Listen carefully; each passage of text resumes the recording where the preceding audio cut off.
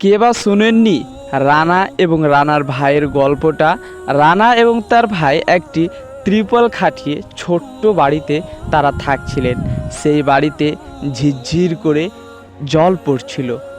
সেই বাড়িতে তাদের থাকাটা খুব কষ্টকর হয়ে উঠেছিল। এমন সময় খুশির ভাণ্ডার বাপ্পাদা তাদের কাছে পৌঁছে গেলেন এবং তার ছোট ভাইয়ের কাছে অর্থাৎ রানার সাথে কিছু কথা বললেন। কথা বলে বুঝলেন তারা খুব দুঃখে কষ্টে আছেন এবং সেই ভিডিওতে দেখা গেল রানার জন্য অনেক কিছু বাজার করে দিয়ে আসলেন এবং বলে আসলেন তোমাদের জন্য একটা বাড়িও বানিয়ে আমি দিয়ে যাব। দ্বিতীয় ভিডিওতে দেখা গেল তাদের জন্য একটা বাড়ি করে দিয়ে আসলো। তৃতীয় ভিডিও, চতুর্থ ভিডিও। আপনারা সবাই জানেন অনেক মানুষ পৃথিবীতে বেঁচে আছে, তাদের যে সুখ সয় না, তাদের যে সুখগুলো অনেক মানুষদের দেখতে পারে না, এটা রানার মধ্যে এই গল্পটা অতিরিক্ত রয়েছে, অন্তর্গত রয়েছে। সেই রানা দুই ভাই একদিন ঘুমিয়েছিলেন। তার বাবা কিন্তু একটি বিয়ে করেছেন এবং তার মা কিন্তু এই পৃথিবী ছেড়ে চলে গেছেন।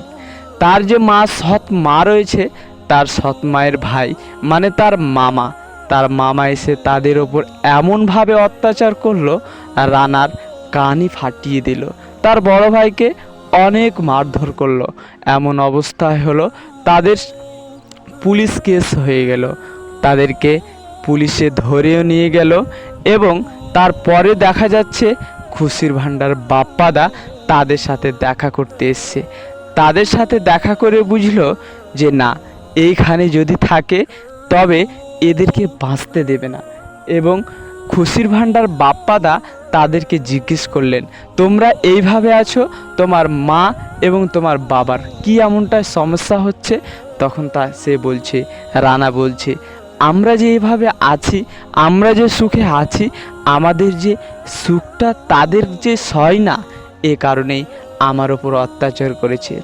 আরেকটি কথা, সব থেকে দুর্ভাগ্য কথা, যেখানে মেরেছেন তার বাবা, তার নিজের বাবা সেইখানে উপস্থিত ছিলেন। উপস্থিত থাকা অবস্থায় রানা এবং তার দুই ভাইকে মারধর করেছে। এই পৃথিবীর মধ্যে এমন বাবা মাকে আমরা ধিক্কার জানাই এবং এই সময়েই খুশির ভাণ্ডার বাপ্পাদাকে আমরা স্যালিউট জানাই এবং আমার এই চ্যানেল থেকে আপনাদেরকে এই বাপ্পাদাকে কুর্নিশ জানাই। এবং তারপরে পরেই তিনি বলছেন এখানে থাকা খুব কষ্টকর। তাদেরকে আরেকটা জিজ্ঞেস করলেন তোমার কি নানি নানু আছেন? তিনি বলছেন আছেন এবং সেখানে গেলেন। সেখানে গিয়ে দেখতে পেলেন সব থেকে বিশাল জিনিস, তার আম্মার একটা বাড়িও করা আছে, টিনের বাড়ি, অনেক দিন টিকবে এমন অবস্থায়। শুধু গেটটাই ভাঙা ছিলেন। খুশির ভাণ্ডার বাপ্পাদা ওখানে বলে আসলেন আমি এই গেটটাকে রিপেয়ারিং করে দেব, অর্থাৎ রিপেয়ারিং অথবা নতুন করে দেব এবং এখানে আমি ঢালাই করে দেব এবং এখানেই তুমি থাকবে। সেখানে যে পারমিশন পেয়ে নিল, সেখানেও পারমিশন পায়নি, তবে 100%-এর মধ্যে 90% পারমিশন পেয়েছে।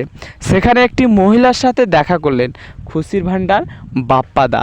তিনি বললেন আমার কোনো সমস্যা নেই, তবে আমার শ্বশুর শাশুড়ির হয়তোবা সমস্যা আছে, তিনি যদি আসেন তবে তাদের সাথে কথা বলে দেখব, তারা যদি অনুমতি দেন তবে এই ছোট্ট ছেলেটি আমাদের কাছেই থাকবে। খুশির ভাণ্ডার বাপ্পাদাকে আমার এই চ্যানেল থেকে কুর্নিশ জানায় এবং এই বাঙালি যে এত পরিশ্রম, এতই ধৈর্যশীল, এতই ভালো লোক হবে, এর জন্য আপনাকে আবারও